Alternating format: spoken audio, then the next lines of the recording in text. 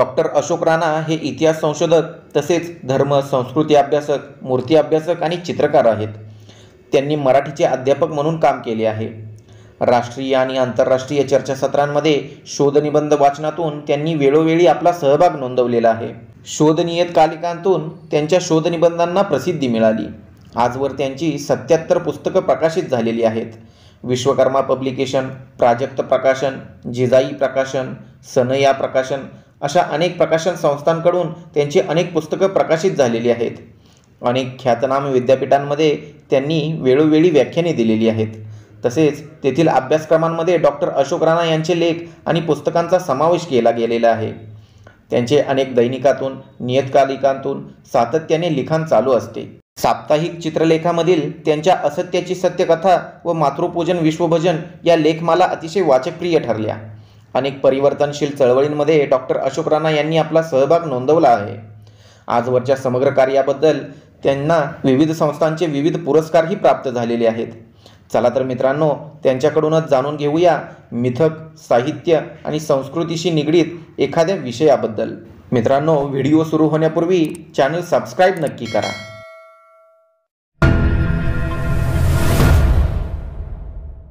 नमस्कार मित्रांनो, हे आहे मराठी दर्शन.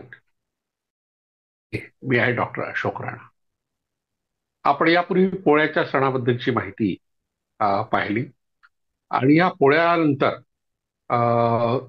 पोळ्याची जी अमावस्या आहे, म्हणजे उद्या जी आहे, त्यानंतर भाद्रपद महिन्याला सुरुवात होते. आणि या भाद्रपद महिन्यातला पहिला सण जो आहे तो सगळ्यात प्रसिद्ध जो आहे तो गणपती उत्सव, गणेश चतुर्थी. पण या गणेश चतुर्थीच्या एक दिवस आधी एक सण येतो, तो म्हणजे काजळ तीज किंवा हरितालिका या नावाने तो प्रसिद्ध आहे. पण याच दिवशी आणखी एक गोष्ट आहे, सध्या वादात चर्चेत आलेला जो विचार आहे तो म्हणजे वराह जयंती. वराह जयंती हा विषय महाराष्ट्राला फारसा परिचित नाही, पण आंध्र प्रदेश, कर्नाटक, दक्षिण भारतातल्या काही भागामध्ये वराह जयंती साजरी होते. त्यामागची कारणं कोणती आणि विशेषतः ती महाराष्ट्रात साजरी व्हावी असं अलीकडे एका राजकीय नेत्यांनी म्हटलंय, त्यामागची कारणं कोणती. आपण त्या राजकीय वचनावर काही फारसं भाष्य यासाठी करणार नाही, कारण ते फार उथळ आणि थिल्लर असं विधान आहे. वराह म्हणजे काय आणि विशेषतः वराह जयंती का साजरी होते दक्षिण भारतात, यावर थोडक्यात चर्चा या ठिकाणी करू. तर वराह म्हणजे डुक्कर, खरं म्हटलं म्हणजे वराह या शब्दाचा अर्थ तो डुक्कर. आणि विष्णूच्या एका अवताराचं नाव वराह आहे, वराह अवतार. विष्णूंनी डुक्कराचा अवतार घेतला होता असं म्हटलं तर आपल्याला किळस येईल, कारण डुक्कर हा जो प्राणी आहे तो घाणेरडा, घाण खाणारा, घाणीतला डोळणारा असा मानला जातो. तर असा अवतार विष्णूंनी का घेतला असा प्रश्न भाविकांच्या मनात येत नाही. आणि विशेषतः त्याच्या आधीचे दोन अवतार, एक पहिला मत्स्य अवतार, दुसरा कश्यप अवतार. तर ह्या दोन्ही अवताराबद्दल माहिती घेऊन पुढे आपण वराह अवताराकडे जाऊया आणि वराह जयंती साजरी का होती त्याची कारणं सुद्धा शोधण्याचा प्रयत्न आपल्या परीने करूया. त्याच्या आधी अवतार म्हणजे काय हे आपण समजून घेऊ. अवतार हा जो शब्द आहे तो संस्कृत अवतृ या शब्दापासून तयार झाला. अवतृ म्हणजे वरून खाली उतरणे. आणि आपण असं मानतो, म्हणजे जगातले बहुतेक धर्म असं मानतात की आकाशात स्वर्ग आहे आणि स्वर्गात देव राहतात आणि ते वरून खाली येतात. केव्हा येतात तर ते दुःखाला, जे दुःखित लोक आहेत त्यांना वाचवण्याकरता किंवा संकटात सापडलेल्या लोकांना वाचवण्याकरता येतात. किंवा भारतीय धर्मामध्ये विशेषतः भगवद्गीतेत जो श्लोक आहे, यदा यदा हि धर्मस्य ग्लानिर्भवति भारत अभ्युत्थानम अधर्मस्य तदात्मानं सृजाम्यहं परित्राणाय साधूनां विनाशाय च दुष्कृतां धर्म संस्थापनार्थाय संभवामि युगे युगे. अतिशय प्रसिद्ध हा श्लोक आहे आणि बरेचदा हा सांगण्यात येतो यासाठी की ईश्वराचा अवतार होतो, देवाचा अवतार होतो. आता देव आणि ईश्वर हे दोन शब्द मी या ठिकाणी वापरले. हे दोन्ही शब्द खरं म्हटलं म्हणजे वेगवेगळे आहेत. देव शब्दाचा अर्थ ईश्वर होत नाही. ईश्वरी संकल्पना अमूर्त आहे. अमूर्त असल्यामुळे तो आपल्याला दिसणं शक्य नाही, त्याला आपण पाहू शकत नाही, त्याला स्पर्श करू शकत नाही आणि त्याच्याशी बोलू शकत नाही. म्हणजे कोणत्याही प्रकारच्या ज्या संवेदना आहे, इंद्रिय संवेदना, या ईश्वराशी संबंधित नसतात. फक्त तो अमूर्त आहे, पण सर्व काही त्याच्याच इच्छेने होतं, अशा प्रकारची जी धारणा आहे ती ईश्वर कल्पनेशी संबंधित आहे. पण तशी काही धारणा देव या संकल्पनेशी संबंधित नाहीये. 1925 मध्ये पंडित श्रीपाद दामोदर सातवळेकर यांनी महाभारत की समालोचना नावाचा ग्रंथ लिहिला. तो सातारा जिल्ह्यातला औंध या गावी प्रकाशित झाला. तिथे त्यांचं स्वाध्याय मंडळ होतं. महात्मा गांधीच्या हत्येनंतर त्यांना तिथून निघावं लागलं. त्यांचा प्रिंटिंग प्रेस जाळण्यात आला. मग ते गुजरातच्या बलसाड जिल्ह्यातल्या केले पारडी या गावाला गेले आणि त्या ठिकाणी त्यांनी स्वाध्याय मंडळ स्थापन केलं. 1925 मध्ये औंधलाच जो ग्रंथ प्रकाशित झाला त्यात अवतार कल्पनेची माहिती दिली आहे, ती आपण पहिल्यांदा पाहू. जाणून घ्या आपल्या सणांच्या सत्यकथा, पुराण कथा मागे दडलेल्या सत्यकथा, त्याचबरोबर दैवतांच्या सत्यकथा. डॉक्टर अशोक राणा यांच्या या 3 पुस्तकांचा संच मागवण्यासाठी स्क्रीनवर दिलेल्या क्रमांकावर लवकरच संपर्क करा. 9890956695. तर आणि त्या देवाबद्दलची माहिती दिली आहे, ती आपण यापूर्वी अनेकदा पाहिली आहे, पण आता वराह अवतारच्या संदर्भात पुन्हा हरकत नाही त्याची उजळणी करायला. तर सातवळेकर असं म्हणतात की देव स्वर्गात राहत असत, असं सगळ्या पुराणामध्ये लिहिलं आहे.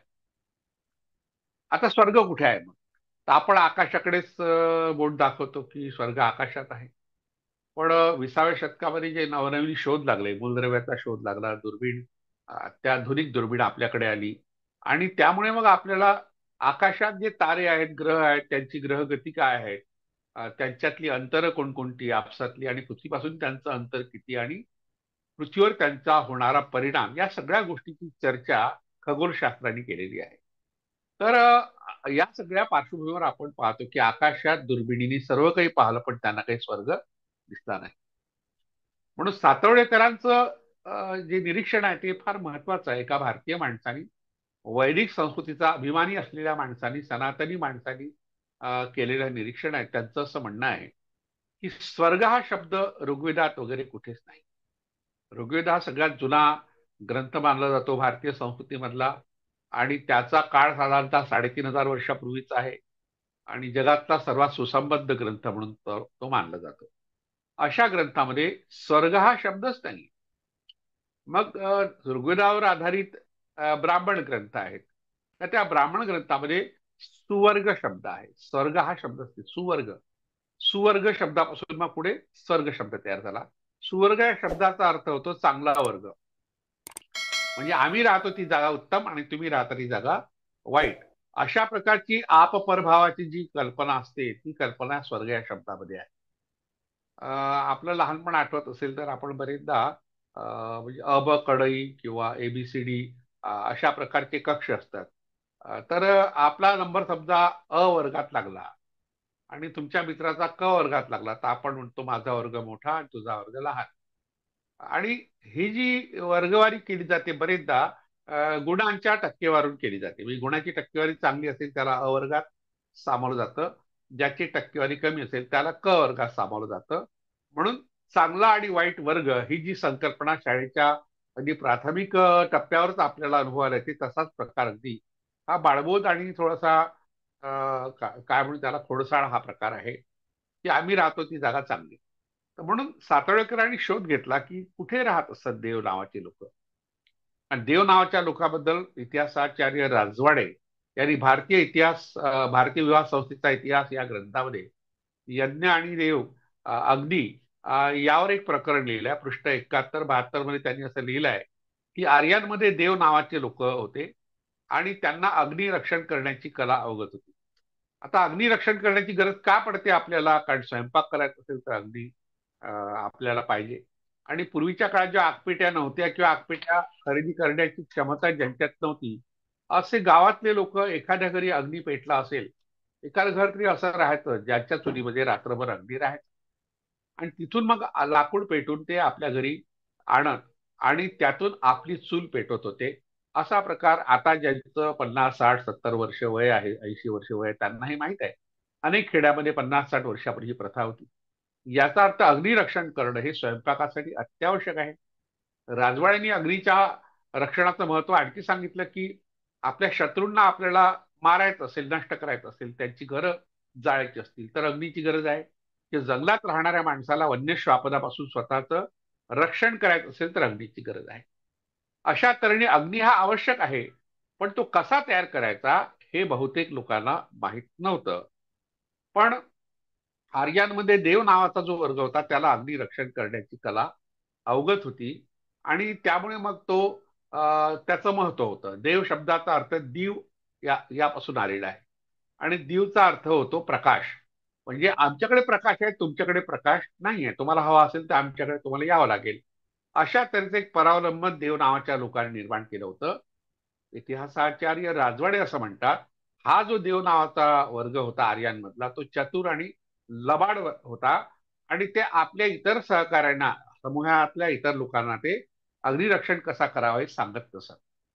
म्हणजे लाकडाची एक खोबण, त्या खोबणीत रवी सारखं ते घुसळायचं, त्यातून अग्नी निर्माण करायचा, मग कापूस त्यात ठेवायचा आणि मग तो अग्नी वापरायचा. जसं पूर्वीच्या अनेक लोकांना माहित असेल, म्हातारे लोक ज्या चिलीम पेटवायचे, तेव्हा अनेकांनी पाहिलं असेल, ज्या 60-70 वर्षाचे त्यांनी पाहिलं असेल की त्या चिलमीमध्ये ते कापूस ठेवायचा आणि गारगोटी, गारगोटीच्या मध्ये कापूस ठेवायचा, गारगोटी घासायची, त्यातून जे स्फुल्लिंग तयार होईल, ठेणगी उडेल, त्यातून ते अग्नी तयार करायचे आणि मग तो अग्नी चिलीम पेटवण्याकरता वापरत होते.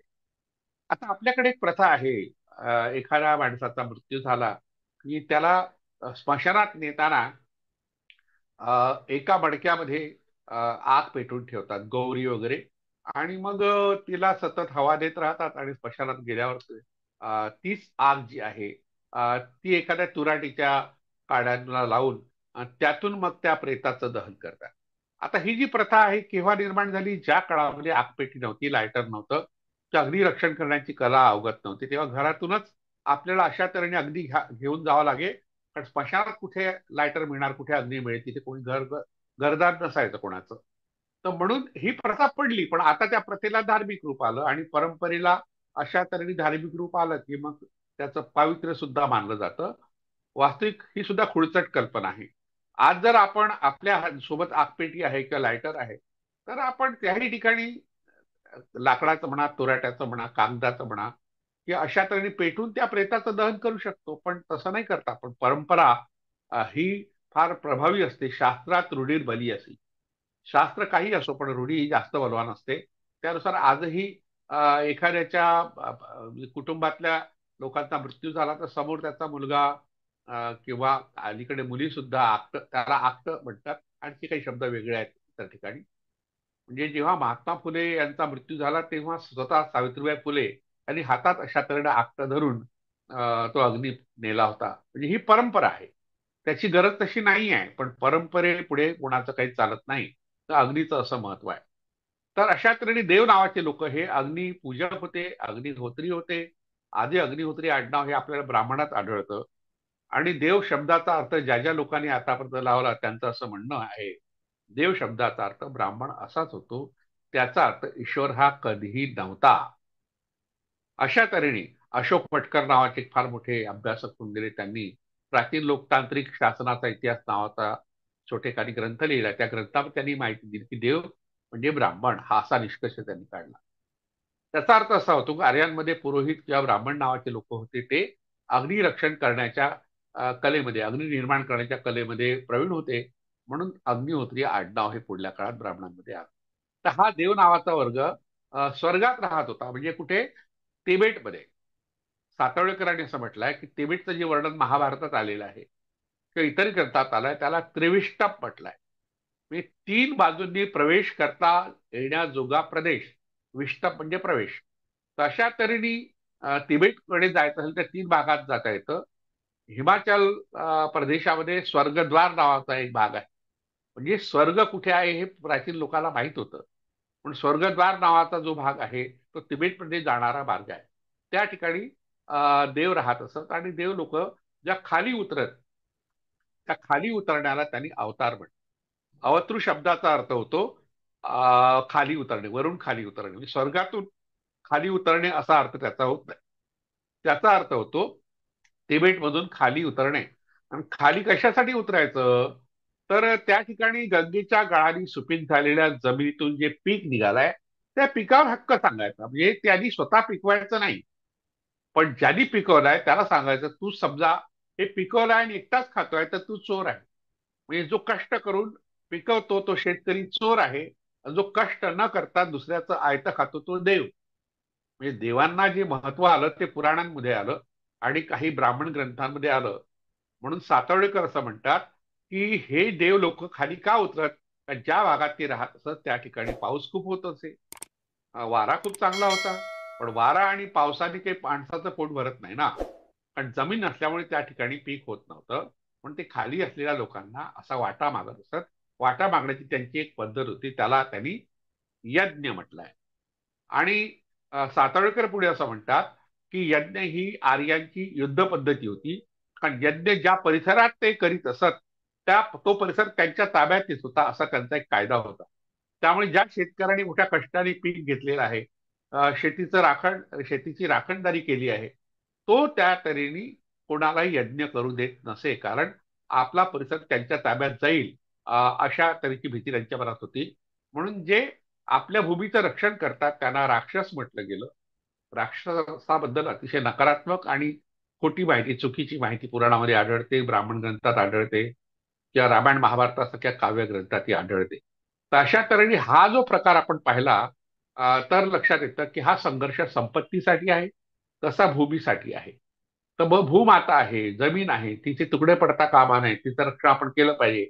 मग राक्षस नावाचे लोक जे होते, शेतकरी वर्ग, ते अशा तऱ्हेने भूमीचं रक्षण करीत असत. पण यज्ञ करण्याकरता लोकांना प्रलोभन दाखवायचं म्हणून यज्ञाची जी माहिती आहे पुराणामध्ये रंगवून टाकली सांगितलेल्या ब्राह्मणांनी, त्याबद्दल सातावळेकर असं म्हणतात, अयम यज्ञ हा भुवनस्य नाभिही.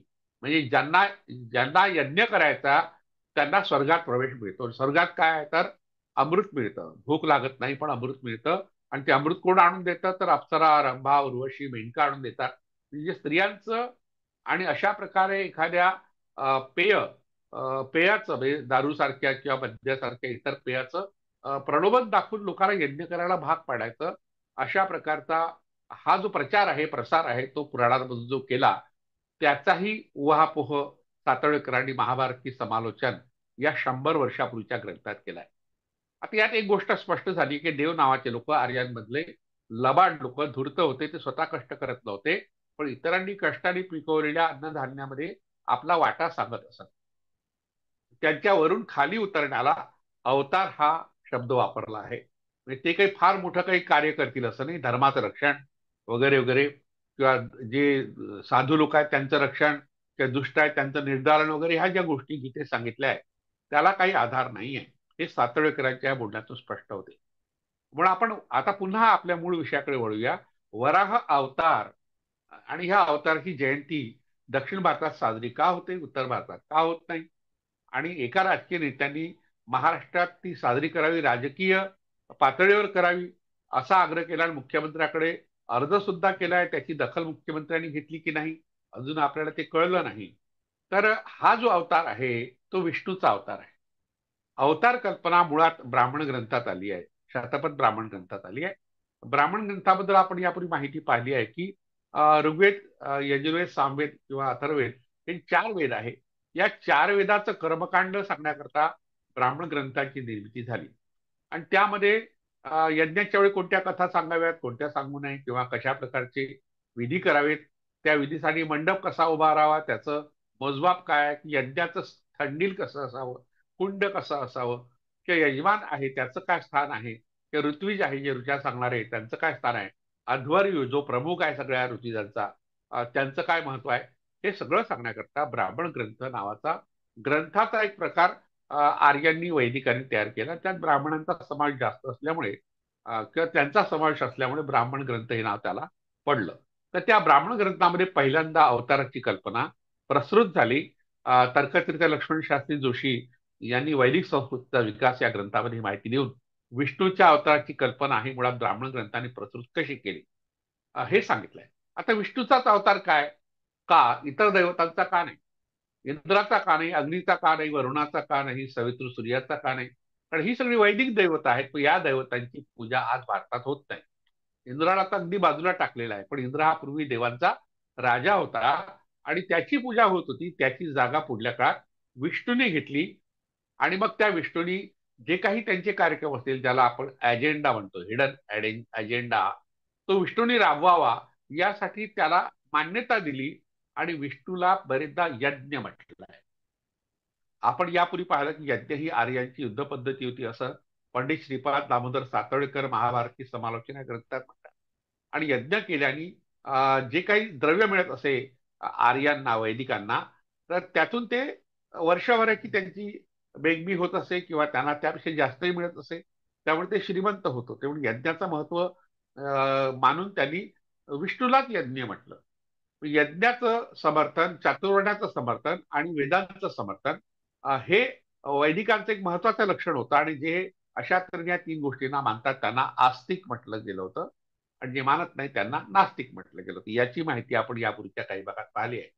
अशा तऱ्हेने विष्णू हा नेता सर्वसामान्याचा नेता, तो काळ्या रंगाचा आहे, पण त्याला सुखाचे दिवस आल्यामुळे तो उजळ दिसावा म्हणून त्याला बरेचदा जांभळा किंवा निळ्या रंगात दाखवतात.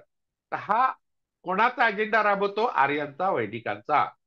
म्हणून त्याला मदत करणारे जे जे लोक आहेत त्यांना अवतार म्हटलं. विष्णूचे जे 10 अवतार प्रामुख्याने आहेत, त्यात पहिला अवतार हा मत्स्य अवतार आहे, समुद्रात जे गेलेली रत्न परत आणण्यासाठी. किंवा कश्यपा दुसरा अवतार आहे. आपण कश्यपा स्वतंत्र केव्हा तरी भाग घेऊ, पण कासव हा विष्णूचा एक अवतार मानला गेलाय. महात्मा फुले यांनी त्याचे वेगळे अर्थ लावले. आर्य जेव्हा भारतात आले इराणमधून, त्या कचव्यातून आले, मचव्यातून आले. लहान लहान होड्या होत्या, त्या होड्यांची नाव आहे कचव्या आणि मचवा, मचव्या. तर मचवे, माचवा हे शब्द अजूनही वापरात आहे कोळ्यांच्या एकंदर समाजामध्ये. पण वराह हा अवतार थोडा विचित्र वाटणार आहे. मराठी दर्शनच्या रसिक मित्रांनो, सनई प्रकाशनाने प्रकाशित केलेली डॉक्टर अशोक राणा यांची पुस्तकं अगदी सवलतीच्या दरात. दडलेला इतिहास उलगडण्यासाठी डॉक्टर अशोक राणा यांच्या पुस्तकांची पाने उघडा. ही पुस्तकं मागवण्यासाठी स्क्रीनवर दिलेल्या नंबरवर आत्ताच संपर्क करा. 8626 9857 34.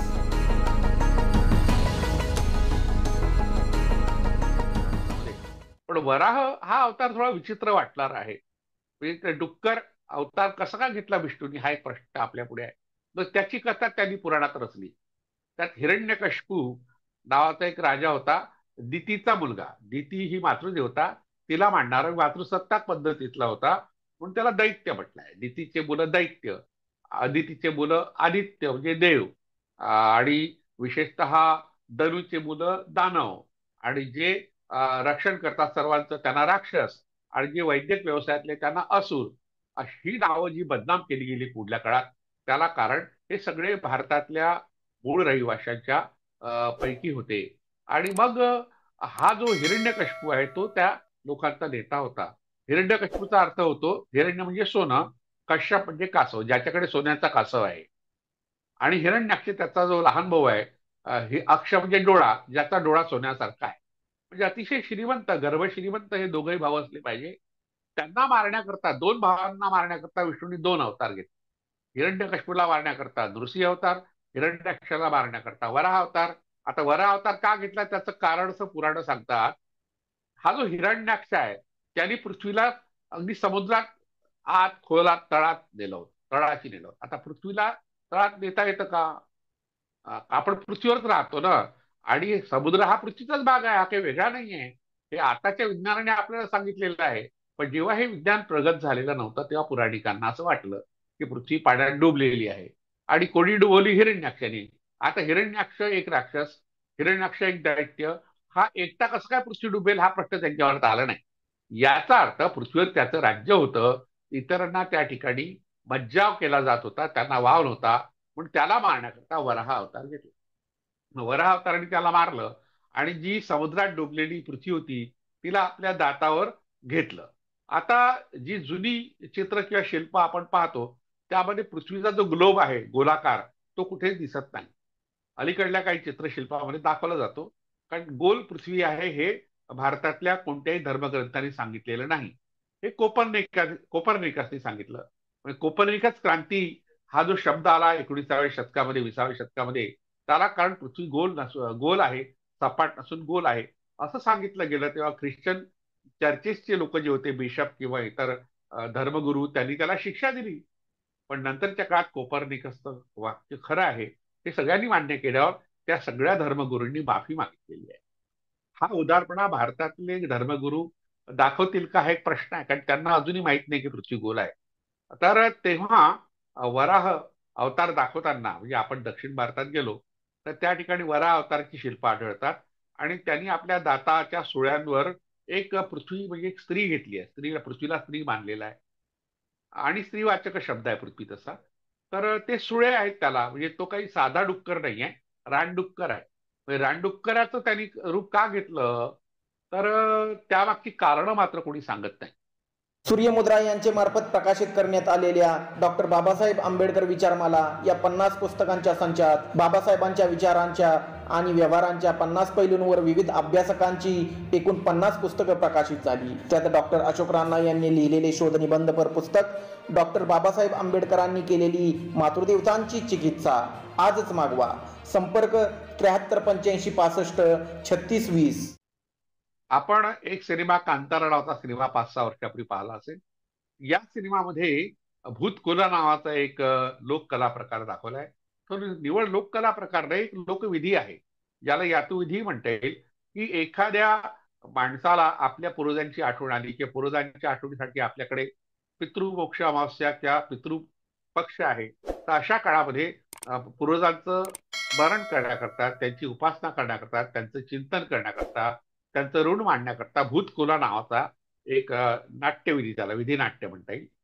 लोकसाहित्याच्या क्षेत्रात त्याला विधिनाट्य म्हणतात. कारण नृत्य त्यात असतं, अभिनय असतो, मेकअप असतं, पोशाख असतात. तर अशा तऱ्हेने त्या मुखवटे असतात. तर भूत शब्दाचा अर्थ या ठिकाणी पूर्वज असा होतो. कोला म्हणजे क्रीडा, भूतांची क्रीडा म्हणजे पूर्वजांची क्रीडा. म्हणजे एखाद्या व्यक्तीच्या शरीरात त्या भूतांचा संचार झाला, पूर्वजांचा संचार झाला, की त्याचं जे वागणं आहे ते पूर्वजांचं दर्शन आहे असं मानलं जातं. आणि आपली सुखदुःख त्याला सांगायची, आपल्याला आलेली संकट आहेत त्याबद्दलची माहिती द्यायची, त्याचं निरसन करायचं. यासाठी असे विधी विशिष्ट तिथीलाही होतात, विशिष्ट महिन्यात होतात, किंवा आवडीनुसार आपल्या मागणीनुसार सुद्धा भूतकोला हा प्रकार होतो. कांतारा सिनेमात जेव्हा शेतकऱ्यांचं जे शेती आहे, जमीन आहे, हे सावकार बळकावतो वन कायदा झुगारून, तर अशा तऱ्हेने त्याला मारण्याकरता किंवा त्याचं उत्तर काढण्याकरता गावातला पुरोहित आपल्या अंगात भूत आणतो. म्हणजे पूर्वजांचं जे आत्मा असेल तो आणतो. आणि मग शेवटी त्याचाही मृत्यू होतो आणि त्या सावकाराचाही मृत्यू होतो. तर हा जो प्रकार आहे भूतकोला दाखवला, तेव्हा एक असं एक मुखवटा, एका देवतेचा मुखवटा त्या ठिकाणी पूजिला जात होता. म्हणजे त्याची पूजा होत होती. त्याचं नाव पंजुर्ली आहे. पंजुर्ली हे त्याचं नाव आहे आणि ते स्थानिक दैवत आहे. विशेषतः तुळुनाडूमधले जे तुळू लोक आहेत, कर्नाटकाचा दक्षिण कानारा जिल्हा आणि विशेषतः कासारगोड जिल्हा, या जिल्ह्यामध्ये भूतकोला मोठ्या प्रमाणात होतो. त्याला लागून असलेला कोकणचा जो भाग आहे किंवा गोव्याचा भाग आहे, त्याही भागात भूतकोला अजूनही साजरा होतो. आणि कर्नाटकात मग तिकडे पलीकडे आपण गेलो किंवा मग तमिळनाडूपर्यंत तो भूतकोला हा प्रकार होतो. त्याला देवाराधने किंवा दैवाराधने किंवा भूताराधने या नावाने ओळखलं जातं. तर हा जेव्हा सिनेमात हा दाखवला, कांतारा सिनेमात, तेव्हा त्या दिग्दर्शकांनी म्हणा की कोणी आणखी निर्मात्यांनी वराह अवताराचा सूचक असा एक मंत्र म्हटला होता. तेव्हा लोकांनी विरोध केला दक्षिण भारतातल्या, की वराह अवतार आणि या पंजुर्लीचा काही संबंध नाहीये. पंजुर्ली आमचं स्थानिक दैवत आहे, लढाऊ लोकांचं, तुळू लोकांचं दैवत आहे. वराह हा विष्णूचा अवतार आहे. म्हणजे वराह अवतार आणि पंजुर्ली याच्यामध्ये फरक आहे हे सांगणारा एक वाद 5-6 वर्षापूर्वी भारताने अनुभवला. मग आज वराह अवतारचं समर्थन का केलं जातं, त्याची कारणं वेगळी असतील. मुस्लिमांना डिव्हर्स त्या करता असतील असं काही लोकांचं म्हणणं आहे. कारण मुस्लिम लोकांच्या दृष्टीने डुक्कर हा अपवित्र आहे. अपवित्र यासाठी तो घाणीत लोळतो, घाण खातो, दिसतोय घाणेरडाच. म्हणजे तो काही लोभच नाही आहे. डुकराची पिलं लोभच असतात, पण डुक्कर काही लोभच नसतो.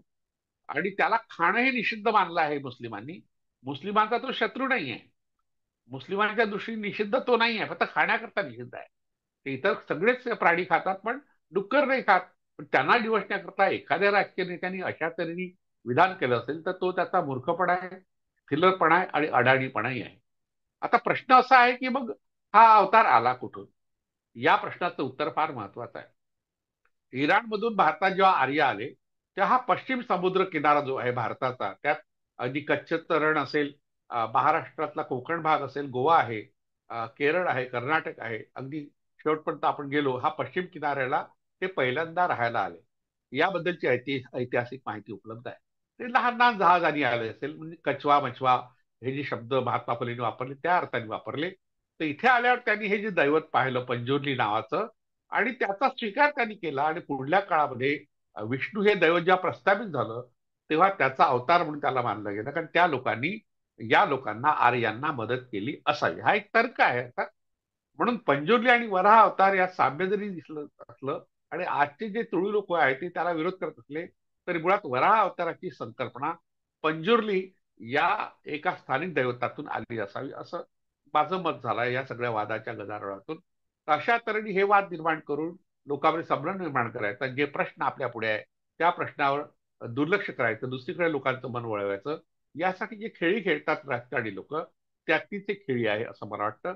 आपण या खेळीला बळी पडू नये एवढीच विनंती करण्याकरता मी या ठिकाणी ही सगळी माहिती दिली. पुढे केव्हा तरी आपण पंचोलीवर स्वतंत्रपणे एखादा भाग पाहू. धन्यवाद.